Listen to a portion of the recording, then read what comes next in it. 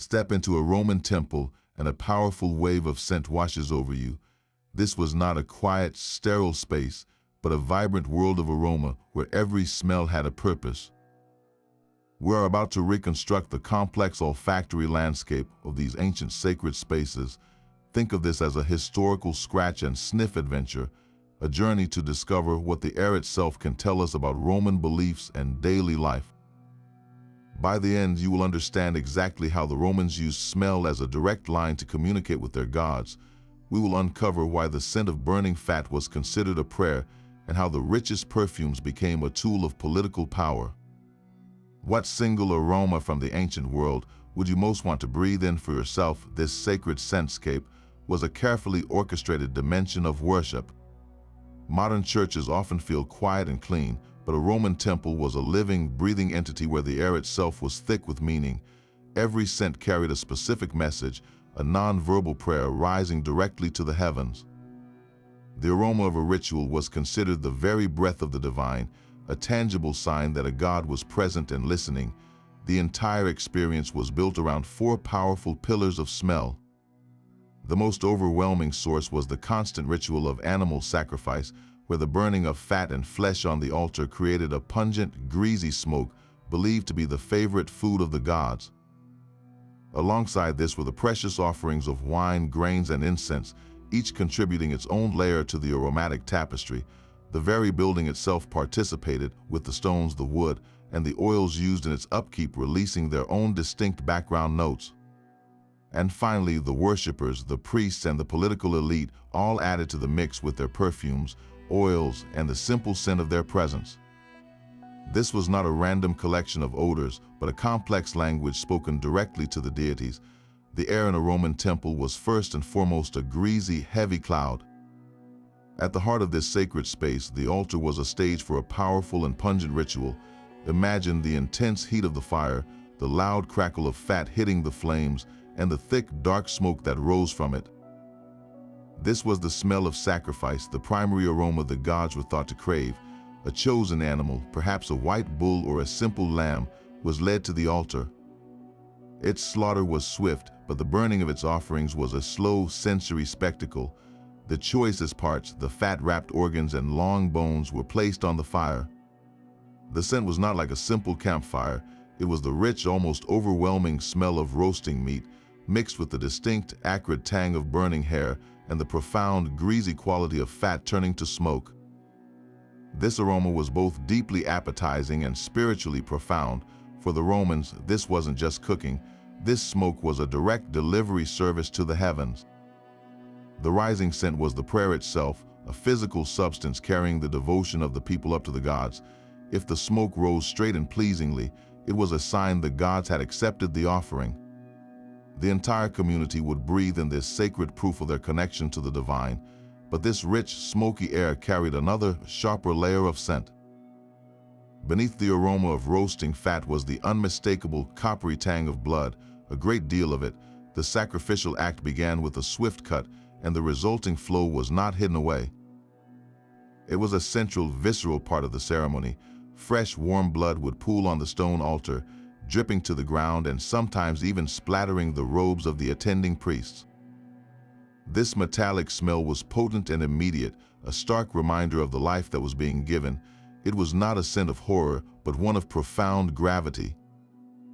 The blood represented the cost of communication with the divine, the necessary price for the gods' attention and favor.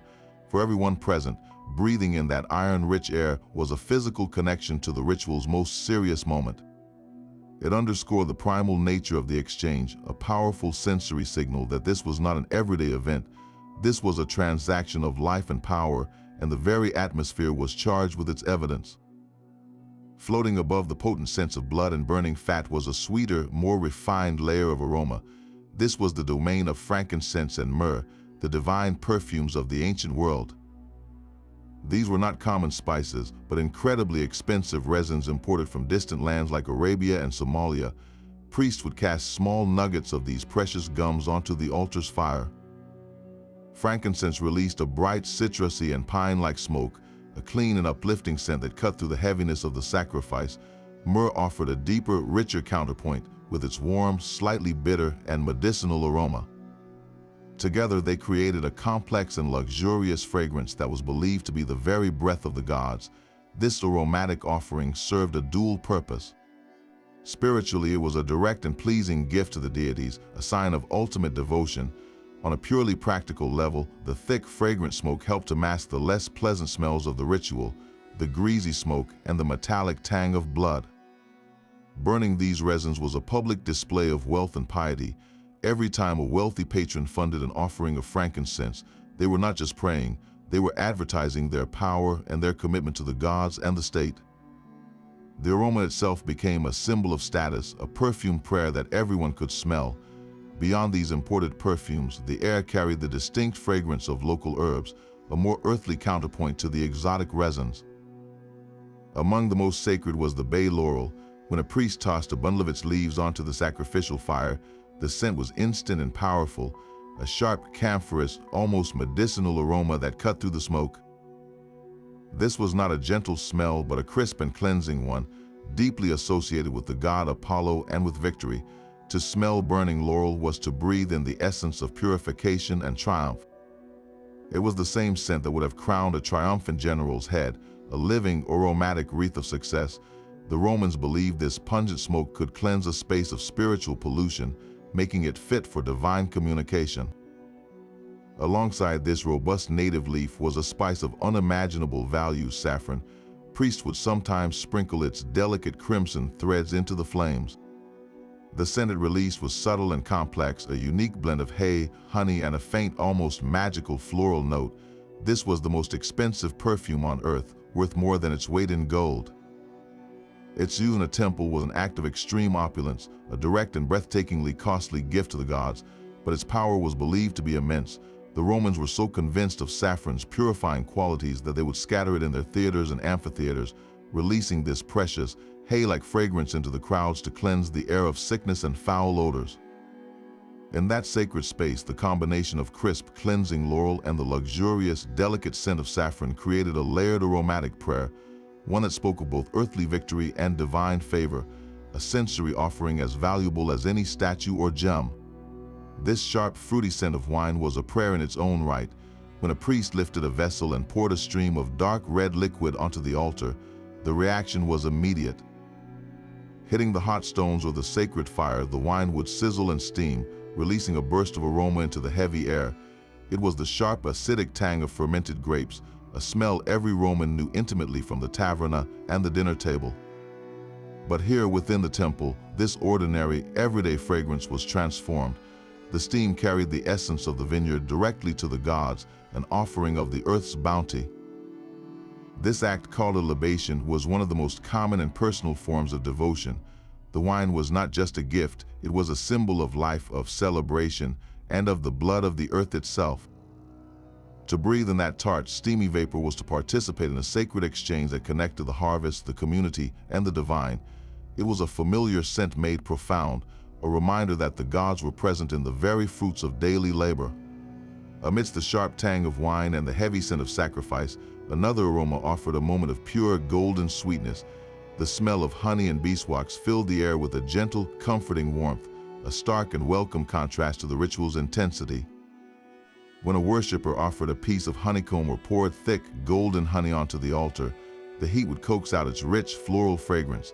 This was not a sharp or demanding scent, but a soft, enveloping cloud of sweetness that spoke of sunny meadows and the quiet industry of bees. For the Romans, this was the smell of purity and untarnished prosperity. Honey was a symbol of the good life, a precious and natural delicacy that represented the land's boundless generosity. Offering it to the gods was a way of saying thank you for that abundance, a prayer for continued favor and wealth. The scent itself was a hopeful promise, a sensory balm against the harsher realities of life and the starkness of the sacrificial act. This natural sweetness was made even more tangible by the soft glow of beeswax candles. Unlike the smoky, acrid tallow candles made from animal fat that were common in homes, beeswax burned with a clean, slightly honeyed fragrance. In the dim, smoky interior of a temple, these candles and votive offerings did more than just provide light. They released a subtle, reassuring perfume with every flicker, a constant, gentle reminder of devotion. The warm, waxy scent mingled with the honey from the altar, creating a unified aromatic theme of purity and light. To offer a beeswax candle was to give a gift that appealed to two senses at once, sight and smell, a double offering of clarity and sweetness to the divine. This combination of honey and beeswax transformed a corner of the temple into a sensory sanctuary, a pocket of golden, fragrant calm where the worries of the world seemed to melt away, replaced by the simple, profound hope for a sweet and prosperous future. Stepping outside the temple walls, the air itself changed. The heavy, complex interior gave way to a different kind of sacred atmosphere. Temple precincts were often enveloped by sacred groves, stands of ancient cypress, pine, and oak trees that served as a living boundary between the mortal world and the divine. Here, the primary scent was not smoke or blood, but the crisp, clean breath of the forest. The air carried the sharp, resinous tang of pine needles, warmed by the sun, the dry, earthy fragrance of oak leaves underfoot, and the faintly smoky, formal scent of cypress trees. This was a constant, natural perfume, a background hum of life that purified the space and set it apart from the dusty, crowded city streets just beyond. Worshippers would walk through these groves, the scent of pine sap and damp earth rising with each step, mentally preparing to leave their ordinary lives behind and enter a realm governed by higher powers. This botanical veil made the entire experience a journey, with scent marking the transition from the profane to the sacred. This natural tapestry was woven with threads of more delicate fragrance. Adorning the stone statues of the gods, draped over altars and worn on the heads of priests and important worshippers, were fresh floral garlands and wreaths. These were not mere decorations, they were offerings in their own right, releasing a soft, living perfume into the air. The most common flowers, like vibrant roses and sweet violets, would have filled the immediate space with their gentle, sweet, and slightly peppery scent. A garland of fresh roses placed around the neck of a marble god would slowly wilt in the sun, its fragrance intensifying and then fading, a beautiful, ephemeral gift that mirrored the cycle of life and death itself. To lean in to place a petition near the statue was to be enveloped in this cloud of floral sweetness, a direct and personal sensory connection to the deity. The smell of these fresh wreaths mixed with the forest aroma of the groves, creating a layered botanical symphony. It was a fragrance of devotion, celebration, and life, a stark and beautiful contrast to the powerful, primal smells of the sacrificial altar inside. This was the smell of hope and honor, a fresh-picked prayer offered not through fire, but through the simple, perfect beauty of nature. Beneath all these layered perfumes and rituals, the temple itself was breathing. Its very stones contributed a deep, foundational note to the air you breathed. Sun-warmed marble and limestone released a distinct, cool dustiness, a scent of ancient earth and enduring strength. Walking through the colonnades, your fingers might brush against a smooth marble column, and you would be met with that dry, mineral aroma, like the smell of an old, sun-baked quarry. This was not the smell of decay, but of permanence. On a hot afternoon, the stone would radiate stored warmth, amplifying this subtle, dusty perfume and making the temple's interior feel like a sanctuary of cool, solid calm. This bass note was often mixed with the faint, chalky scent of painted stucco. Many of those brilliant white surfaces we imagine were actually covered in vivid pigments, and the painted plaster gave off a dry, powdery smell that hung in the still air. Then cutting through this earthy foundation came the clean, sharp scent of water. From a nearby fountain or a cleansing basin where worshippers washed their hands, the spray and mist carried a crisp, mineral tang. This was the smell of purity itself, a refreshing counterpoint to the dust and smoke.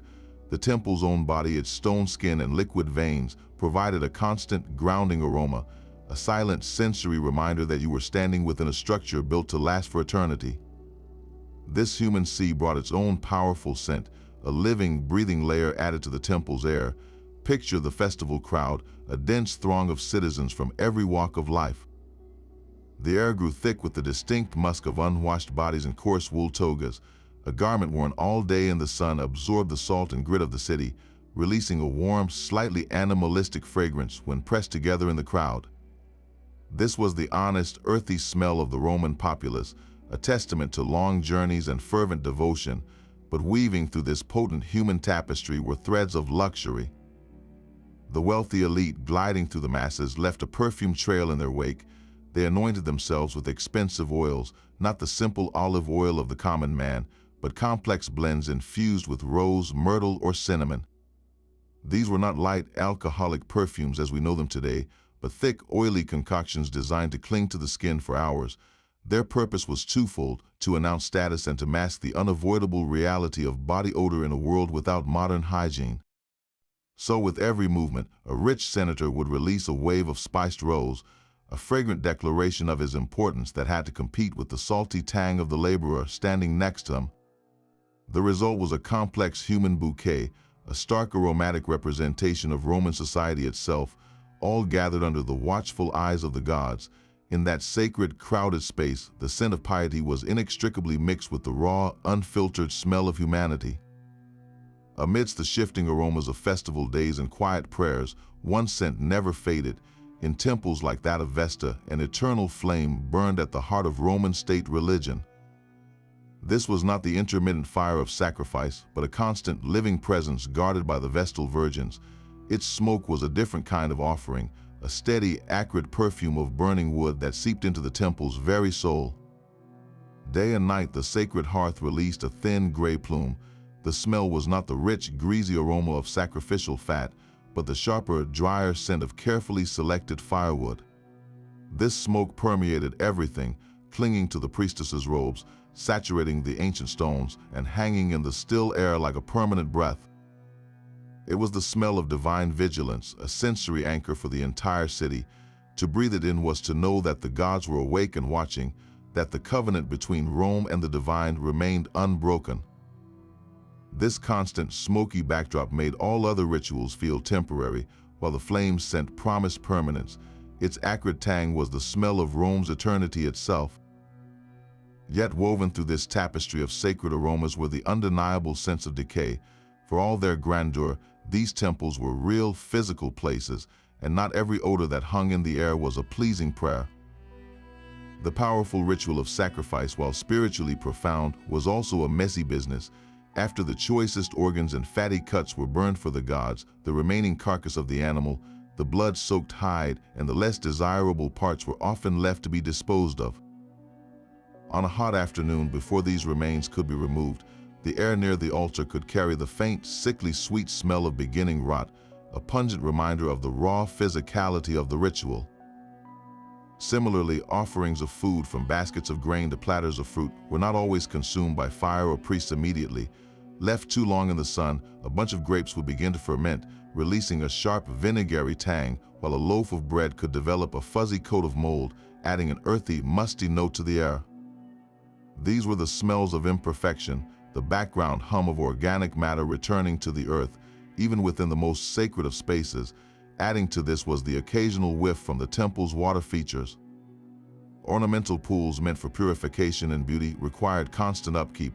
Without it, standing water could quickly turn stagnant, developing a greenish hue and releasing a damp, algal odor, the smell of still life rather than flowing purity.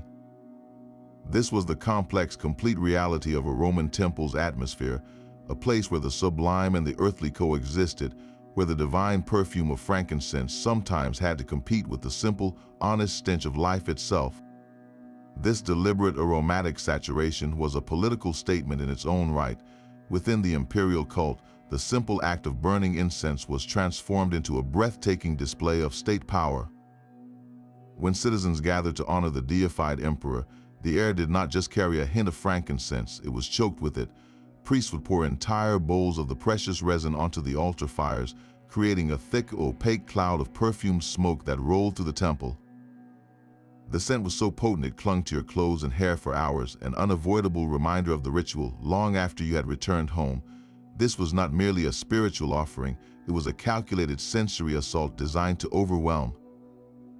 The message was clear. The Roman state possessed such unimaginable wealth that it could literally burn fortunes in front of your eyes, turning the very air you breathed into a testament to its might. To stand in that fragrant, stinging haze was to understand your place, to feel the weight of imperial authority pressing in on all sides. The gods may have enjoyed the aroma, but the true targets were the mortal subjects breathing it in, left with the undeniable understanding of who held ultimate control. How could you question the power of an empire that commanded the very winds and scents of heaven itself? A journey to the temple of Isis was a voyage for the nose. While the state temples of Jupiter and Mars were filled with the familiar scents of bay laurel and sacrificial smoke, the precinct of the Egyptian goddess offered an entirely different aromatic world. This was a place of mystery and foreign allure, its air thick with imported resins and exotic unguents that whispered of the Nile. The primary scent greeting a worshipper was the deep, earthy aroma of myrrh, but used in a way that felt entirely new. Here it was not just burned, but also mixed into rich oils used to anoint the statues of the goddess. The air carried a heavy, almost sweet and smoky perfume, a scent that clung to the dark, polished wood of the shrine and the linen robes of her priests. This was not the crisp, clean frankincense of a Roman state ritual. It was a darker, more sensual and enveloping fragrance, meant to transport you to another land entirely. The very identity of the temple was defined by this imported aroma, a deliberate sensory boundary that separated the cult of Isis from the traditional Roman pantheon. Her worship was an immersive experience, and the air you breathed was the first and most powerful part of the transformation. Alongside the myrrh came the sharp, camphorous scent of cinnamon bark, a spice so valuable it was worth more than silver. Priests would burn slivers of it, releasing a warm, sweet, and woody smoke that was both invigorating and strangely comforting. This was joined by the peppery, slightly bitter fragrance of fenugreek seeds, cast onto censers to create a scent reminiscent of curry and maple, an aroma utterly foreign to the Roman nose. These were not just random exotic smells. Each one was a direct thread connecting the worshipper in Rome to the distant, mystical landscape of Egypt. To breathe in this complex blend of myrrh, cinnamon, and fenugreek was to feel the goddess's power, a power that came from beyond the edges of the known world. It was a sensory promise that here in this temple, you could access a different kind of divinity, one more personal, more mysterious, and more intimately connected to the cycles of life and death than the austere gods of the Roman state.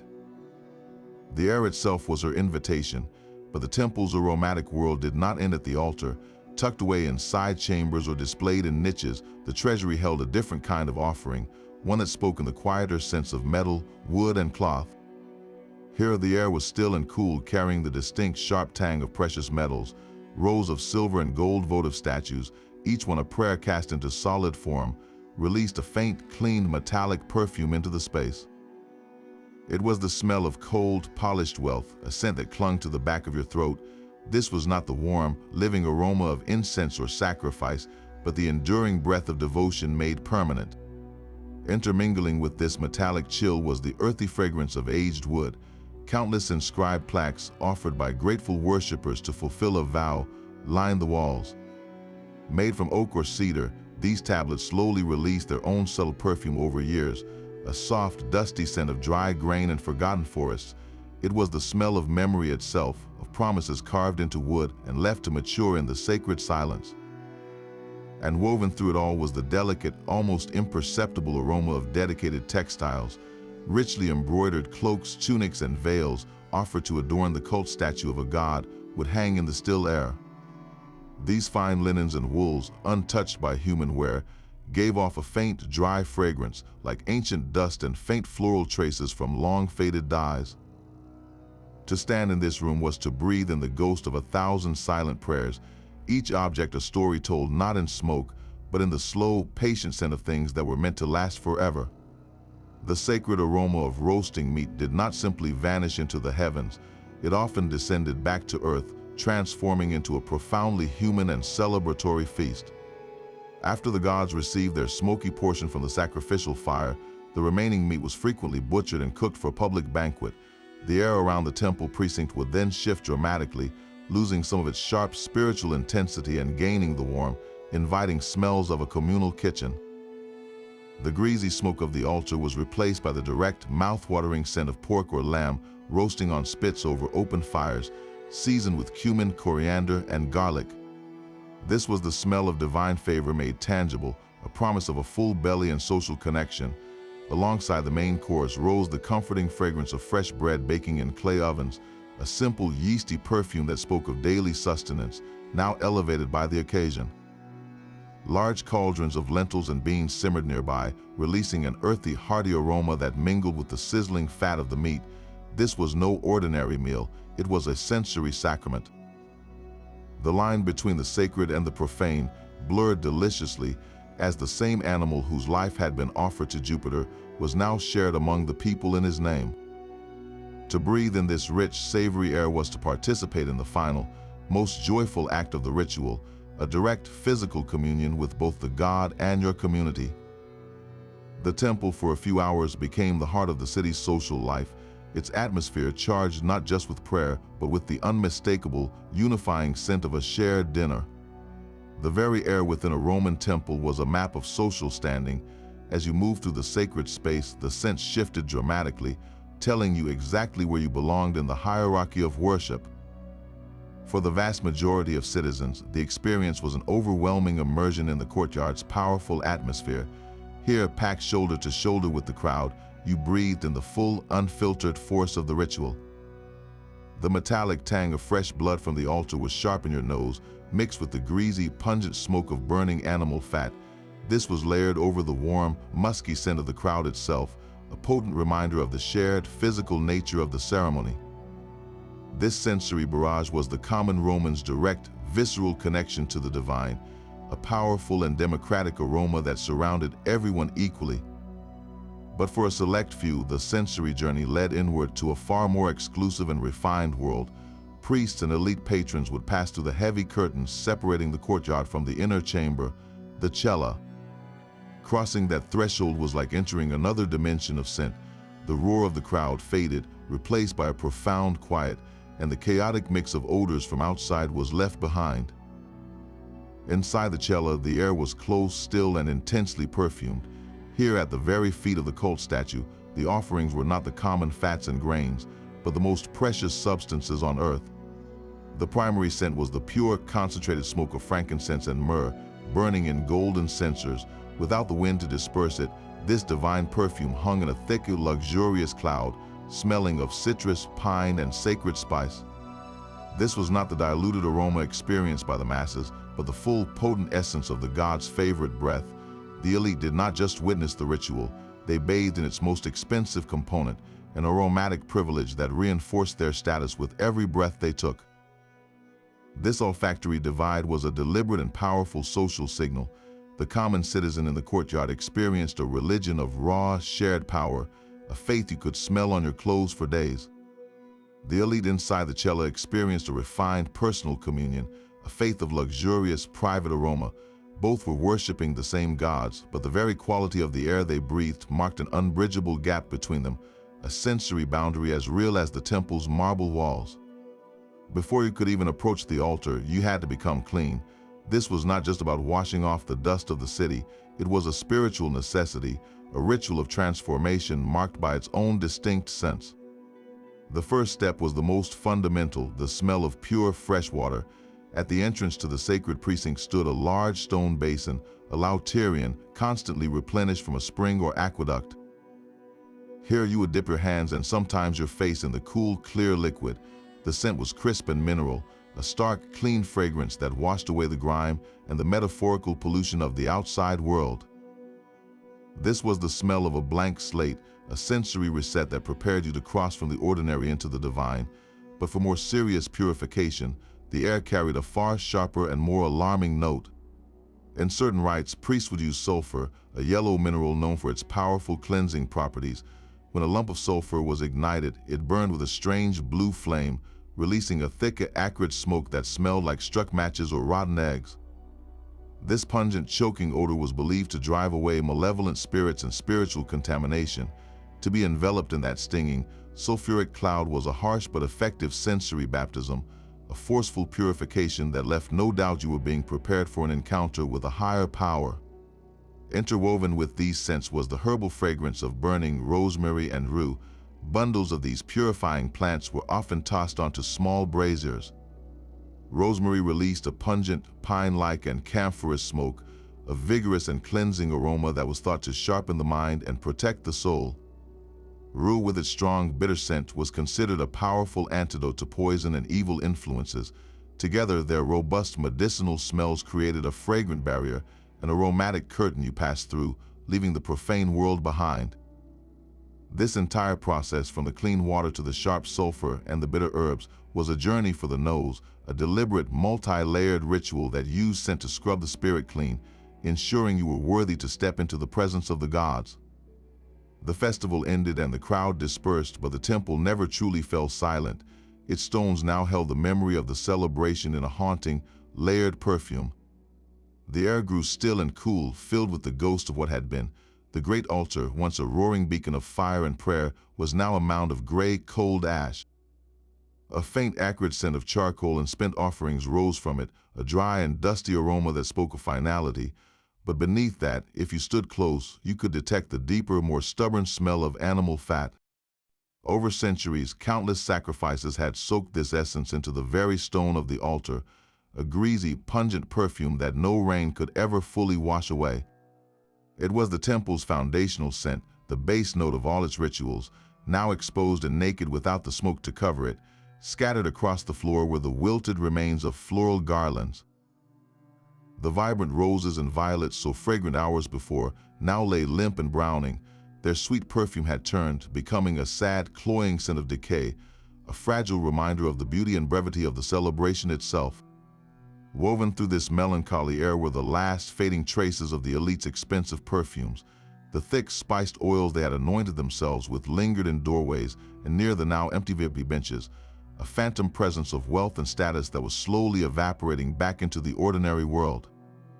This complex, quiet aroma was the temple's own unique form of silence, a poignant and sensory echo of the vibrant, chaotic life that had just departed. The lingering ghost of sacred smoke is no longer just a poetic idea. For the first time in centuries, we are learning to breathe the air of ancient Rome again, not through words, but through science. This new field, experimental archaeology, is turning historical guesswork into tangible reality. Researchers are no longer satisfied with simply reading that frankincense smelled good. They want to know exactly which variety was burned and what it smelled like when mixed with the fat smoke of a specific sacrifice. The key to this olfactory time travel lies in the most unassuming of artifacts, the ancient incense burner. For decades, these were cataloged as simple clay or bronze objects. But now scientists are scraping them clean, not of dirt but of history itself. Using advanced chemical analysis, they can detect microscopic residues of burnt materials trapped in the pottery's pores. A blackened stain inside a censer from Pompeii is not just carbon, it is a chemical fingerprint. These tests can distinguish between Boswellia sacra frankincense from Arabia and the more common Boswellia serrata from India, each with its own subtle aromatic profile. They can identify the specific animal fat used as a fuel source, confirming whether it was a rich, fatty bull or a leaner sheep that shared its scent with the gods. This is not speculation anymore, it is a direct chemical conversation with the past, revealing recipes for sacred smoke that were lost for millennia. Armed with these chemical blueprints, perfumers and historians are collaborating to recreate the very perfumes that anointed priests and senators. This is where ancient texts and modern labs meet. A recipe from the writings of Pliny the Elder or Dioscorides provides the ingredient list, a formula for rose and saffron oil, for instance, but the ancient descriptions are often vague on proportions and techniques. This is where the experimental process begins. Teams will source authentic materials, pressing oil from the same kinds of olives the Romans used, and steeping it with rose petals harvested at the precise stage of bloom described in the texts. They follow the ancient instructions for maceration and filtering, sometimes failing dozens of times before the scent aligns with the literary description. The goal is to create a fragrance that is not just a modern interpretation, but a historically accurate reconstruction. When they finally succeed, the result is breathtaking. To smell a recreated Roman perfume is to collapse time. That first inhalation of spiced rose and myrrh is no longer an abstract concept. It is a physical connection to a long-dead perfumer and the world they inhabited. You are not just learning about history, you are briefly sharing a sensory moment with it. This scientific revival allows us to test historical assumptions in a completely new way. We can finally understand why the Romans prized certain scents and rejected others. For example, a common Roman spice was called silphium, a plant they drove to extinction because they loved it so much. For centuries, we had no idea what it smelled like. It was a culinary ghost, but by analyzing residues from amphorae that once contained silphium paste, researchers identified its chemical family. Based on this, the most likely modern candidate is a pungent aromatic resin called asafoetida, used in some Indian cooking today. Its smell is powerfully savory, like a cross between garlic and onion. To a modern nose, it might seem an odd choice for a sacred offering, but when experimental archaeologists burn it alongside myrrh and frankincense, they discover something remarkable. Its sharp, savory punch cuts through the sweetness of the other resins, creating a more complex and intriguing aroma. This single experiment transforms silphium from a mysterious word in a text into an understood sensory component, explaining its immense value and its role in the olfactory palate of a temple. We are not just recreating smells, we are rediscovering the ancient logic behind them, solving sensory mysteries one molecule at a time. Your journey begins even before you see the temple gates. A quarter mile away, a faint, sweet haze drifts on the breeze, the ghost of 1,000 flowers. As you draw closer, the aroma solidifies into the vibrant scent of rose and violet garlands draping the entrance, a fresh, living welcome. Then a deeper note weaves through the floral air, the dry, earthy perfume of cypress trees from the sacred grove. Their tall, dark forms line the path, their crisp, smoky scent a natural curtain, marking the boundary to a higher world. The sounds of the city fade, replaced by the rustle of leaves and this clean forest breath, preparing your mind for what lies ahead. Crossing the threshold into the temple precinct is a sensory shock. The gentle background smells vanish, overwhelmed by a wall of heat and aroma. The first wave that hits you is the thick, greasy cloud of sacrifice, a profound smell of roasting meat and burning animal fat that is both appetizing and deeply primal. It coats the back of your throat. Within moments, your nose learns to pick apart the layers. A sharp, coppery tang cuts through the grease, the unmistakable scent of fresh blood from the altar.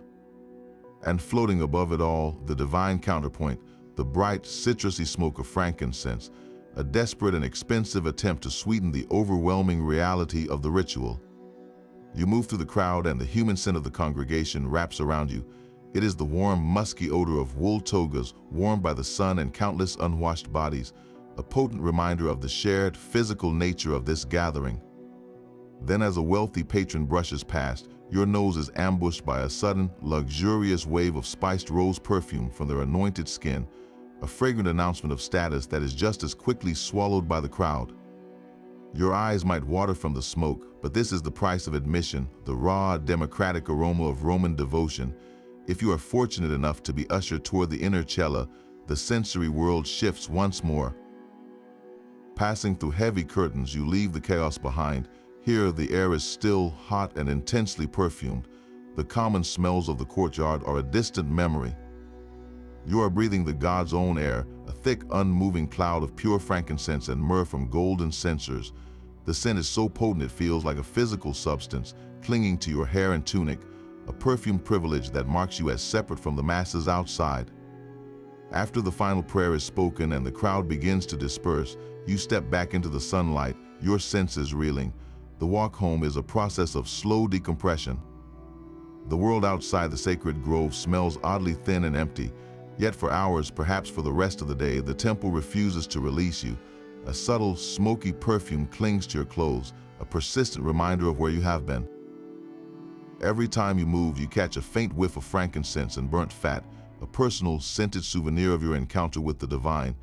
That lingering aroma is the final, quiet prayer, a scent memory that ties the sacred world to the rest of your life. This deep connection between scent and spirit was rooted in a fundamental Roman belief that the air itself could be clean or corrupt. They lived in a world where illness was not fully understood, and foul odors were not just unpleasant, they were a warning sign. A stench from a swamp, a rotting carcass, or a crowded slum was not merely offensive, it was physically dangerous. The Romans called this concept miasma, a poisonous vapor in the air that carried disease and spiritual pollution. To breathe in a bad smell was to literally inhale corruption into your body and your soul. This made the very act of smelling a matter of life and death. A pleasant aroma, therefore, was not a luxury, it was a necessity. The sweet smoke of frankincense or the crisp scent of bay laurel was not just a prayer, it was a powerful disinfectant for the spirit. When a priest swung a censer, filling the temple with fragrant smoke, he was doing more than honoring a god, he was actively cleansing the sacred space, pushing back the invisible forces of chaos and decay. The temple's entire aromatic landscape was a form of spiritual hygiene, a protective barrier woven from scent. For a Roman worshipper, stepping out of the miasma-filled streets and into that perfumed cloud was a profound relief. It was a transition from a world of danger and impurity into a sanctuary of health and divine order. Every breath of sacred smoke was a double blessing, a prayer that purified you from the inside out. This belief extended to personal care as well. The wealthy anointed themselves with perfumed oils not simply for vanity, but as a daily armor. They were creating a personal fragrant bubble to shield themselves from the moral and physical filth of the outside world. A senator smelling of cinnamon and rose was asserting his purity and his elevated status, both physically and spiritually. In the Roman mind, to smell good was to be good, to be in a state of grace and health. To smell bad was to be vulnerable, corrupt, and dangerously close to the realm of death and the malevolent spirits that thrived there. The temple, then, was the ultimate expression of this philosophy, a place where the air was so thoroughly sanctified that no miasma could possibly survive. Its scents were the very breath of the gods, and to share that breath was the highest form of protection they could offer. This distinct Roman sensory signature becomes even clearer when we step across the cultural border into a Greek temple. While both civilizations shared a deep belief in the power of scent, the air in a Greek sanctuary would have carried a noticeably different aromatic message. The Greeks certainly practiced animal sacrifice, but their rituals often placed a greater emphasis on the fragrant smoke of the offering itself, rather than the overwhelming, greasy cloud that characterized the Roman rite. A Greek altar might have featured the scent of burning bones and fat wrapped in choice meat, but the overall atmosphere could feel less saturated, less intensely focused on that single, overpowering aroma of consumption. The Roman approach was one of sheer abundance, a sensory declaration of their ability to command and burn vast resources for the gods. In contrast, the Greek ritual could carry a slightly more austere, though no less sacred, character. The most striking difference, however, lay in the perfumes that sweetened the air. The Romans were obsessed with imported luxury, with frankincense and myrrh serving as pillars of their state religion and political theater. The Greeks while Chinese letter Chinese letter Chinese letter Chinese letter Chinese letter Chinese letter Chinese letter Chinese letter Chinese letter often celebrated their own local bounty. Their temples were more likely to be scented with the native herbs that carpeted their hillsides, like the clean, sharp fragrance of thyme or the sweet floral notes of sage burning on the altar. This was not a matter of one being better than the other, but of distinct cultural priorities. The Roman temple's air was a testament to an empire's reach, a blend of local blood and global incense. The Greek temple's atmosphere often felt more rooted, a sacred expression of the local landscape itself. One was a scent of conquest and commerce, the other a breath of the homeland.